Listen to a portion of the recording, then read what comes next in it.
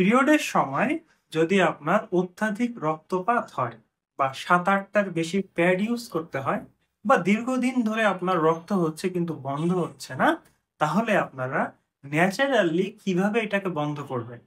তো natural treatment জানার আগে চলুন আমরা জেনে নিই কি কি কারণে আপনার এই অত্যাধিক রক্তপাত হচ্ছে।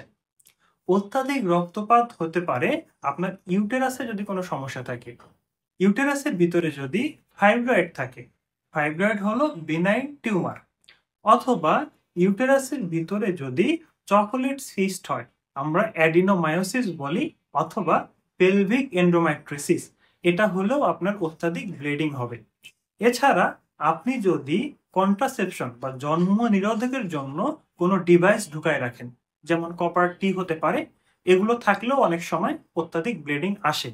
এবং ইউটেরাসের পজিশন যদি নর্মাল না থাকে, ইউটেরাস যদি রেট্রোভার্টেড হয়ে যায়, তখনও আপনার অত্যাধিক ব্লিডিং হবে।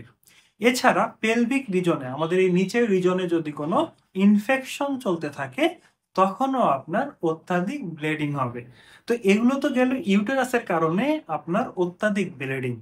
এছাড়া আপনার হরমোনে যদি কোনো সমস্যা হয়, যেমন আপনার থাইরয়েড হরমোন যদি অনেক বেড়ে যায়, অথবা থাইরয়েড হরমোন যদি অনেক কমে যায়, তখনও আপনার অত্যাধিক ব্লিডিং হবে। এবং আপনার রক্তের ভিতরে যদি কোনো সমস্যা থাকে, সাধারণত কোথাও যদি কেটে যায়, সেখানে কিন্তু রক্তপাত বন্ধ হয়ে যায়। এই যে একটা জায়গায় কেটে গেল, সেই রক্তপাত বন্ধ হইল, এটার জন্য রক্তের ভিতরে কিছু ক্লটিং ফ্যাক্টর, প্লাটিলেট, এগুলো দায়ী থাকে। তো আপনার শরীরে যখন এই ক্লটিং ফ্যাক্টর বা প্লাটিলেটের পরিমাণ কমে যাবে, তখন অত্যাধিক ব্লিডিং হবে। ক্লটিং ফ্যাক্টর কেন কমে যায়? ক্লটিং ফ্যাক্টর কমে যায় লিভারে সমস্যা থাকলে। লিভার ক্লটিং ফ্যাক্টর গুলো তৈরি করে।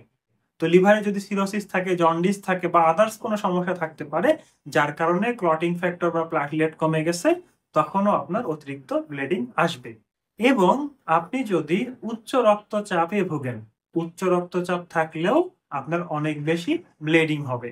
এছাড়া আপনি যদি ইমোশনালি আপসেট থাকেন, ডিপ্রেশনে থাকেন, অথবা হতাশায় থাকেন, অনেকে অনেক স্ট্রেস অ্যাংজাইটিতে থাকেন, সেক্ষেত্রেও কিন্তু আপনার অ্যাবনর্মাল ব্লিডিং বা অনেক বেশি ব্লিডিং হবে।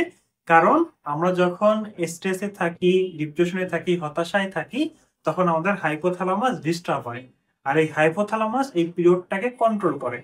তো হাইপোথ্যালামাস যখন ডিস্টার্ব হয়ে যায়, হাইপোথ্যালামো পিটুইটারি ওভারিয়ান অ্যাক্সিস ডিস্টার্ব হয়, যার কারণে আপনার অত্যাধিক ব্লিডিং হয়।